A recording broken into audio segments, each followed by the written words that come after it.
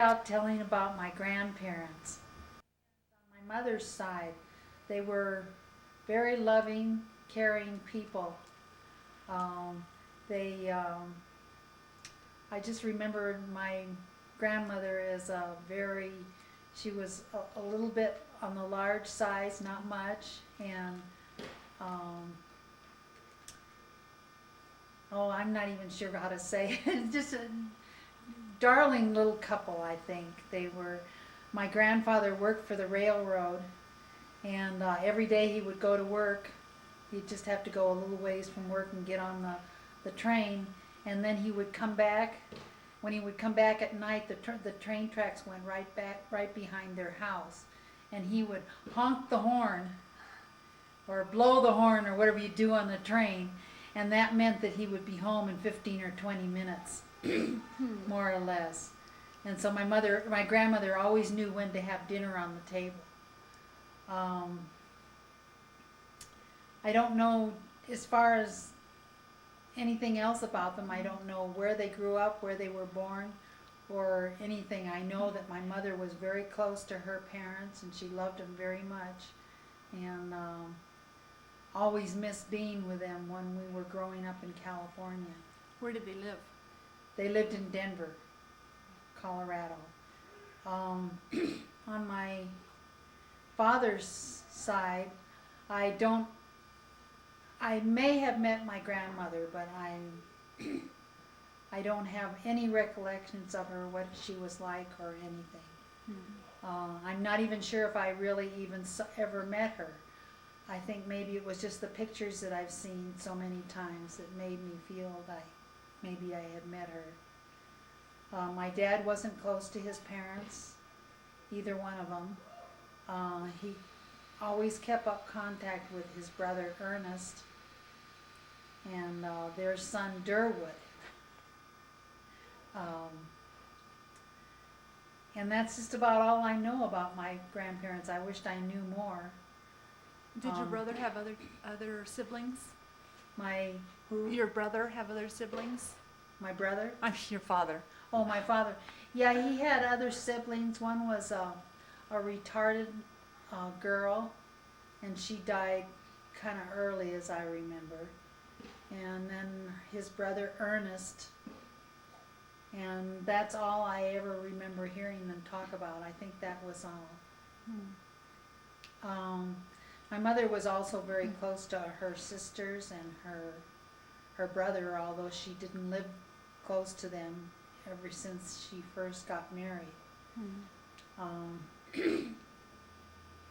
She loved them all very much, but just didn't get to spend very much time with them. Always wanted to go see them.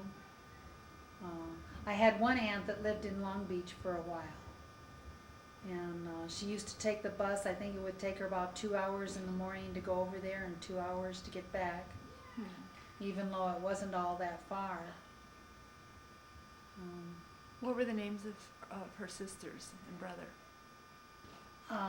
The youngest one was Aunt Evelyn, my Aunt Evelyn Baker, who never got married, and then my Uncle Harry, who was crippled when he was just out of high school with arthritis, and he never got married either.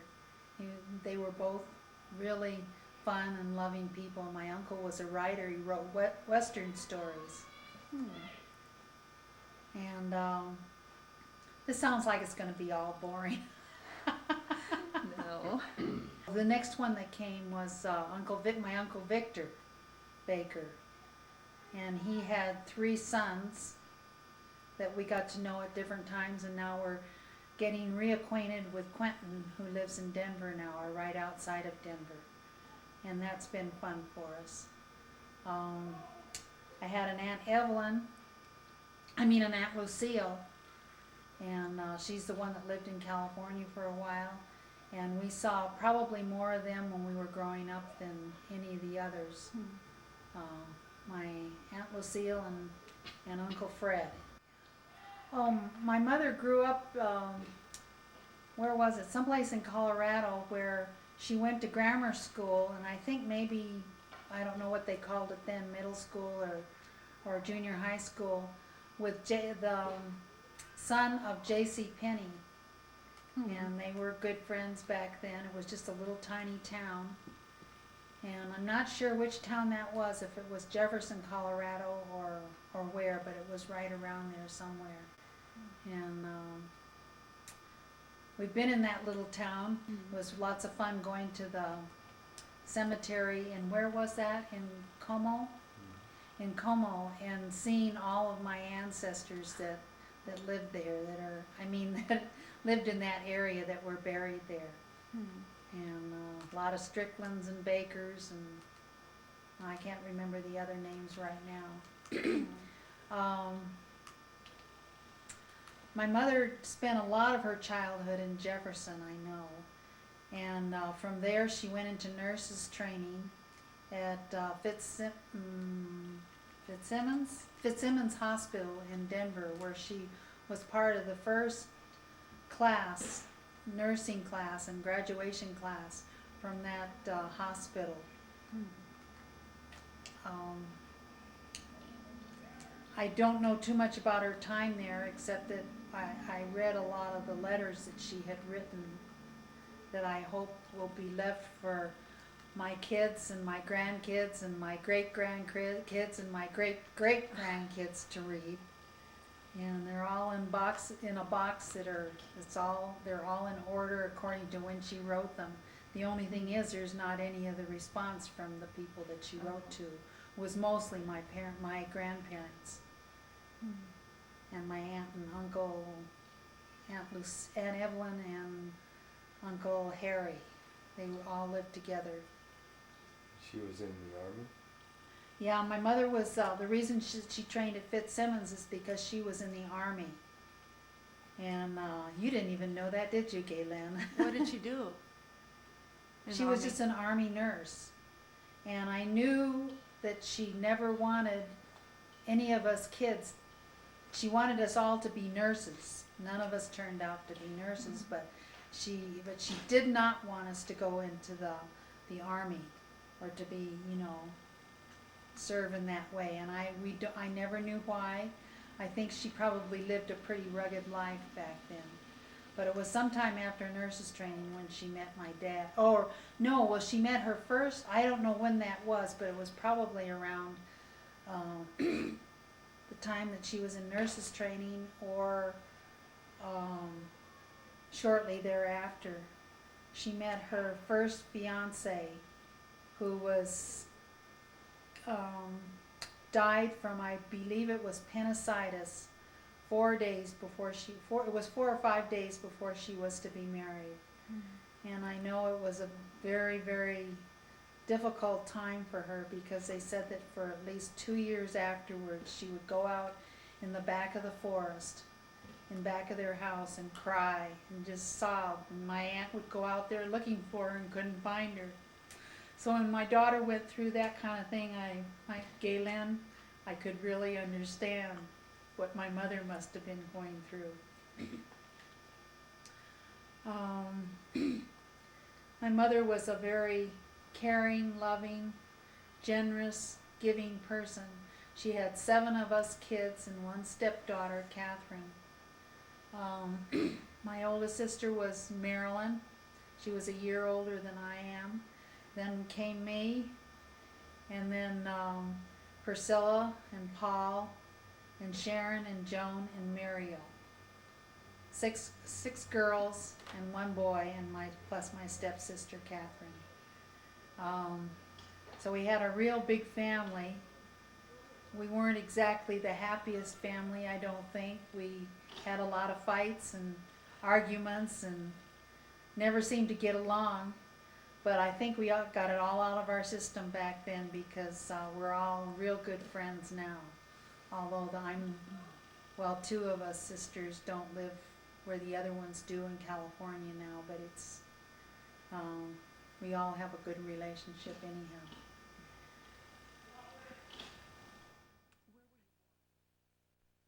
My dad was a builder. He built houses, and he was a contractor.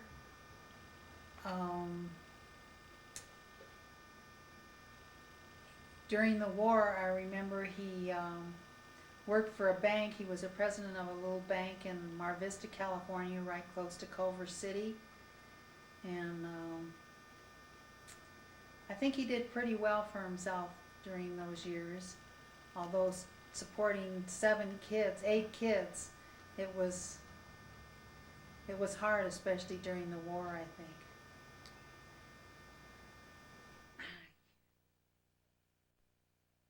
Okay, I was born in 1931, September 1st, and I grew up, the first house I can ever remember, and I used to call it, my mother said, the vacuum cleaner house, because a vacuum cleaner man used to come to the door trying to sell vacuum cleaners to her, and that's about the only thing I can remember, on La Brea Boulevard. Then we moved to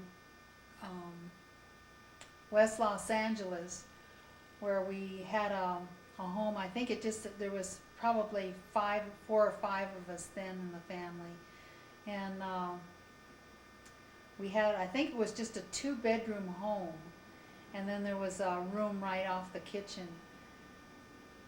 where some of us stayed at a time, and then our nanny stayed for a while.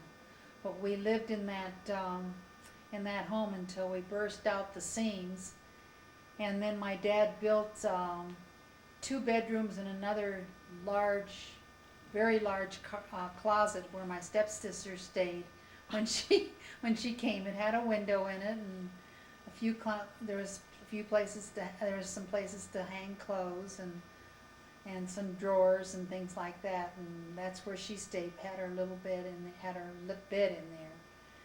And but that was just on weekends.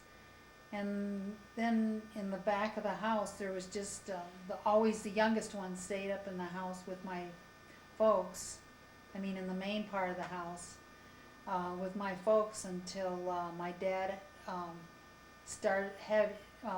put his office in the home, and then he had his desks and everything in there. But we all lived out and back, and I remember there was a little space in between. Well, there was a hallway that went into the house into the section where we were, but there was also a little space with a window across, like this little garden or patio from where my folks' bedroom was. So if we cried out at night or was sick or anything, they could hear us through the windows. And being in California, you could just leave the windows open all year long at night. I can remember there were a bunch of times when us kids would crawl out the back window and go cook breakfast out in an old vacant lot that was kind of out in back of our house. And we would start a fire and we got all the food together the night before, and then we would go cook our breakfast out in an open fire out in the vacant lot. And a bunch of the kids in the neighborhood would always meet us there. Did your mom and dad know you were doing that? They probably did, but we thought we were getting away with something. We'd have to climb out the back window and climb over the back fence and go through a couple of people's backyards, and we'd get over there. Of course, all of our best friends lived next door or 2 houses down, so we would go and collect them on the way out, on the way over there. And everybody would bring different things, and we just had we probably came back smelling like a smokestack. But I remember there was Carol Bartz and Joanne England and what's his name? Not Philip Morris. I think it was Harry Morris or something like that, a little friend. And by the way, I remember that little friend one time decided he wanted to jump off of the roof of his garage. And so he took an umbrella, opened it up, and jumped off. And I think he got a broken arm through the whole thing. Of course, I would never do such a stupid thing like that. What else did you do for fun? We just played with the kids in the neighborhood. I can remember many evenings after after we would finish dinner, we would all go out in front and play hide and go seek or with all the neighbor kids. Or we would just lay on our backs on the grass. It was a very simple, uncomplicated life. We'd lay on our backs on the grass in the evening as the sun was going down, and we would look up at the clouds and find different forms of things, different shapes of things, and we would all try to identify all the things that we saw. And then we would look at the stars and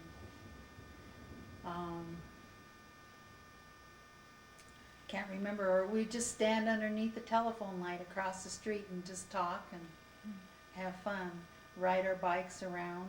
I remember when we were real little, we had this, my dad bought from one of the neighbor kids, my friend Carol Bartz. They were going to throw this little great big red tricycle away. I don't think it was red then, but my dad bought it from him and painted it, and that was our tricycle. All of us kids shared that tricycle. It was a great big huge thing, and we had a lot of fun with that.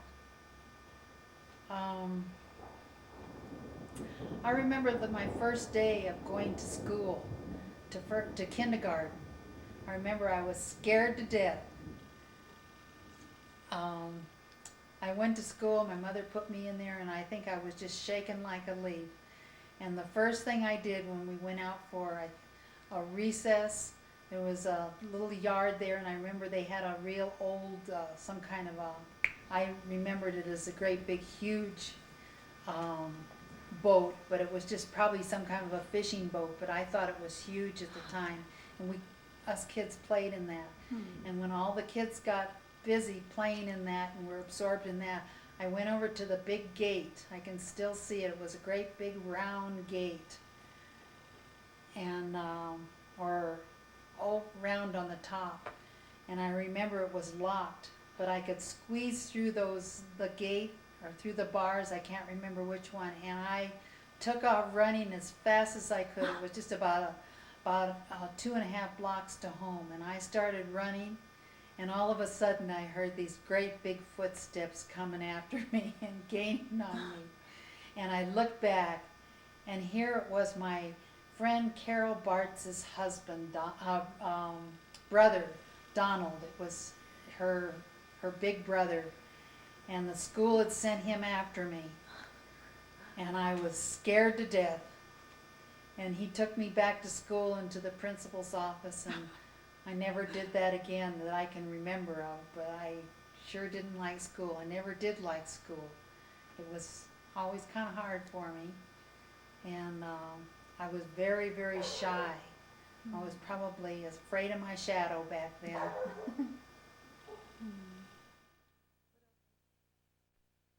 As far as vacations when I was a kid, I don't remember too many except at Christmas time. We would often go see my grandparents in Denver from California when we were living in California. We used to go camping as a family, which was, it wasn't a whole lot of fun for me. My dad would take us on what I thought was these very scary hikes on these narrow paths and steep cliffs that would go straight down, and I was scared to death. And my dad was always there kind of to goad me and give me a rough time when I was afraid or get too tired or whatever it was. But those were some of our vacations. It was fun sitting around the fire at night with the rest of the family, and a lot of other families would join in, and we would sing. I can remember that. That was pretty. It was a lot of fun. There were people that we didn't even know, but everybody would get together in the evening around a campfire and sing.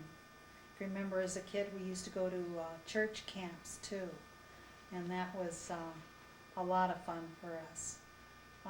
Just to get away from home and to meet other kids. I had a real, when we were in high school, I ran around with a bunch of really